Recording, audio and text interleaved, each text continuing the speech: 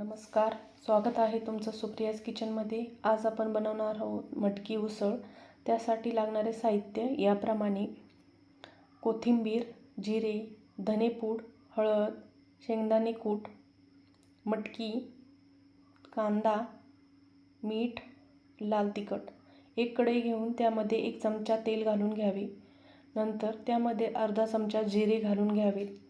जिरे चांगल्या प्रकारे तडतडले पाहिजेत। नंतर त्यामध्ये 1 वाटी कांदा घालून घ्यावा। कांदा चांगला गोल्डन ब्राऊन होईपर्यंत भाजून घ्यायचा।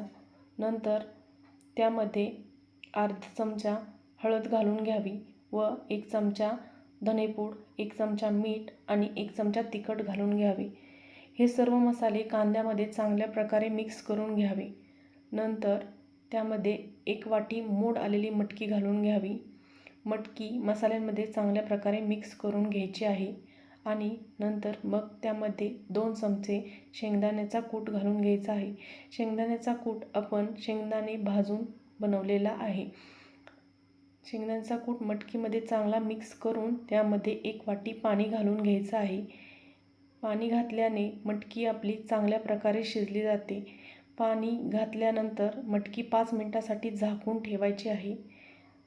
नंतर 5 मिनिटांनंतर मटकी उघडून एकदा हलवून पाहायची आहे। मटकी शिजली असेल तर त्यामध्ये मधील पाणी आटवून घ्यायचं आहे आणि त्यामध्ये कोथिंबीर घालून घ्यायची आहे। कोथिंबीर घातल्यानंतर मटकी मिक्स करून घ्यायची आहे। अशा प्रकारे आपली मोड आलेली मटकी तयार झालेली आहे। मटकीची उसळ ही शरीरासाठी खूप चांगली असते।